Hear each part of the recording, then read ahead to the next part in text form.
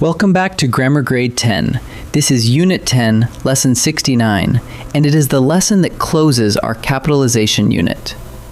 We have capitalized the first word of a sentence, and we have capitalized proper nouns, the names of particular people, places, and things. Today we take the last step.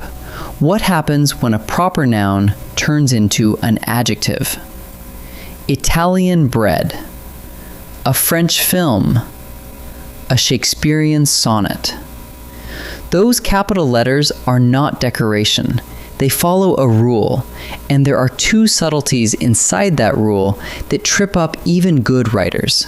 Let's dig in. Let's start with the definition, and it points straight back to our last lesson. Take the country, Italy. That is a proper noun, the name of one particular country, so it earns a capital I. Now make an adjective out of it and set it in front of a noun. Italian bread. That word Italian is a proper adjective, and it keeps the capital it inherited from Italy. Here is another one. France becomes French, a French film. The capital travels with the word, from the noun to the adjective. So the rule is short, and it never bends. A proper adjective is an adjective formed from a proper noun, and it is always capitalized. So where do proper adjectives come from? Two big sources, and the first is places. Alaskan winters. The Pacific coast. Alaska gives us Alaskan. The Pacific gives us Pacific. The second source is people, real particular human beings. A Shakespearean sonnet from Shakespeare himself. Victorian furniture named for Queen Victoria. Even a Freudian slip, which comes from the psychologist Freud. In every one of those, the name hands its capital letter to the adjective, and the adjective keeps it. There is a third source as well, groups of people. The names of nations, of ethnic groups, and of religions all hand us proper adjectives.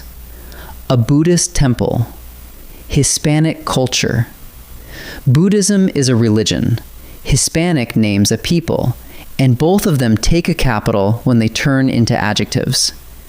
Nationalities work the same way. Brazilian coffee. A Nigerian author. Brazil gives us Brazilian. Nigeria gives us Nigerian. So the names of groups behave exactly like the names of places. The capital letter comes along every single time. Now, a warning that catches people constantly. The proper adjective is capitalized, but the common noun sitting right next to it is not. Look at this sentence. We ate Italian bread with our soup. That capital B on bread is wrong. Bread names no particular loaf. It is an ordinary common noun, so it stays in lowercase. Written properly, the sentence reads, we ate Italian bread with our soup. Capital I on Italian, small b on bread. And the same logic runs straight through brand names. Nike shoes. Kleenex tissues. The brand is a name, so it takes the capital. But shoes and tissues are ordinary things, and they do not. Capital on the name, lowercase on the thing.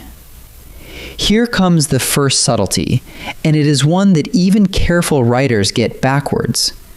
What happens when the proper adjective is part of a hyphenated word?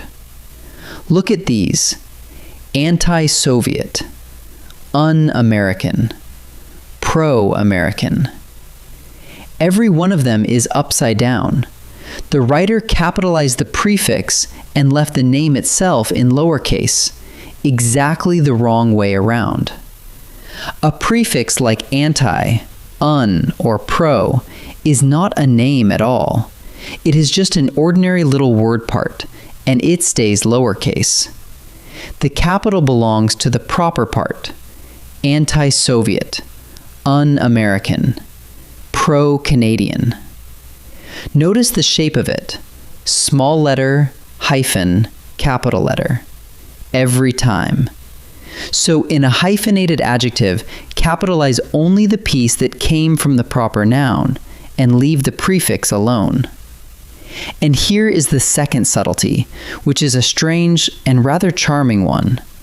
Some words began life as proper adjectives, but people use them so often, for so long, that the capital simply wore off. Think of French fries, Venetian blinds, china dishes, and pasteurized milk. Every one of them began with a name: France, Venice, China, and the scientist Louis Pasteur. But today they are just ordinary words, worn smooth by use, and so we write them in lowercase. That means if you write, "She ordered a plate of French fries," you have overcapitalized the phrase. Write French fries instead. Now, one honest warning. Dictionaries do not always agree about these words, and their answers change over the years. So when a word feels like a plain, everyday word now, look it up rather than guessing. Let's turn all of that into a quick check you can run over any sentence you write. 1. Is the word made from a proper noun? A place, a person, a nation, a faith? If so, capitalize it. 2. What about the noun sitting right beside it? Leave that one lowercase. It is only a common noun. 3. Is the adjective hyphenated? Then the capital goes on the proper part alone. Pro-American, never pro-American. 4. Is it a brand? Capitalize the brand and leave the product alone. Nike shoes, not Nike shoes. And 5. Does the word feel like a plain everyday word now, the way French fries does? Then check it, because time may have worn its capital away. When in doubt, look it up. Now let's practice. In this first set, I will give you a phrase with a blank, and you choose the correct form of the adjective. Pause the video and decide before I reveal each answer. Blank bread was on the table. Which is right, Italian or Italian?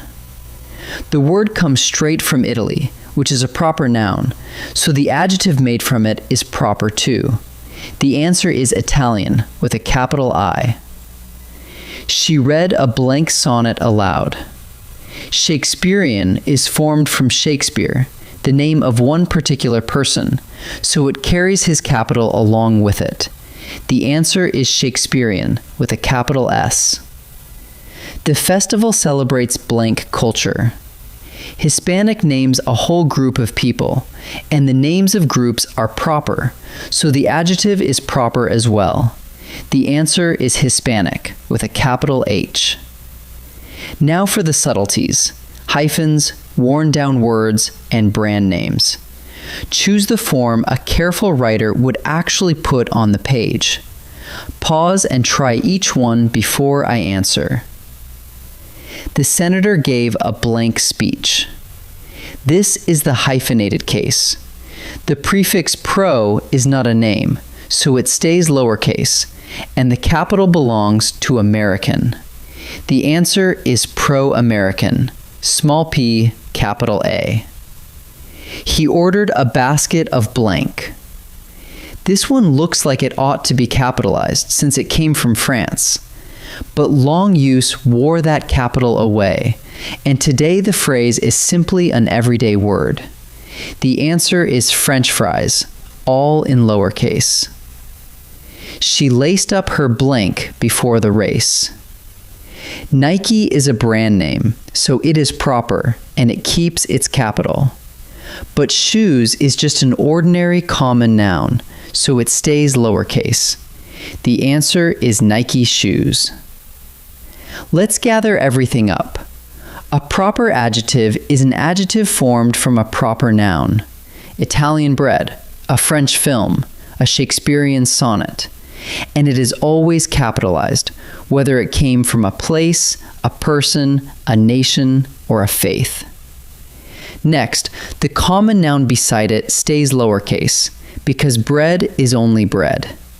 And in a hyphenated adjective, the capital goes on the proper part alone, as in pro-American. Finally, some once proper words have simply worn down into ordinary ones. French fries, Venetian blinds, China dishes. So when a word feels everyday, check it rather than guessing.